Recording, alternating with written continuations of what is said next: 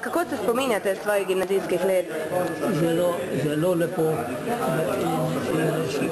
in je hudo je samo to, da smo jih na hitro morali zaključiti leta 1941, ko smo se rani pripravljali za maturo in je prišla okupacija in takrat smo šli na vse kraje. In to nam manjka tisti zaključek prijetnih let v gimnaziji. In mislim, da je to eden od razlogov, da tako radi prihajamo sem in še v Celje, posebno tisti, ki nismo več v Celju. In tako da so to najlepša leta, najlepša mladost, ki je bila nasilno prekinjena. In imamo najlepše spomine na naše profesorje in jim smo zahvalni za znanje in vse, kar so nam dali za bodoče življenje.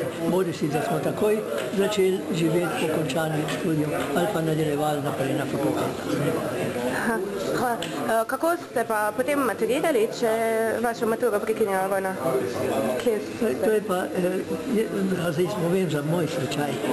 V Celju so je potem v gimnaziji so dajali Nemci na nemškem obrazcu, kjer piše gor, da so ob osvoboditvi spodnje Štajerske v nemščini je bil zgoraj imenovani ocenjen tako, kot sledi. In s tem nemškim spričevalom, to so naši profesori zaključili že. Sem se jaz prišel v Ljubljano in so mi priznali to kot maturitetno spričevalo. Tako da mi smo brez mature šli naprej. Nam lahko zaupate morda še kakšno anekdoto iz šolskih let? Ja, anekdoto, tole bi povedal. Naš sošolc je bil tudi destavnik Karl.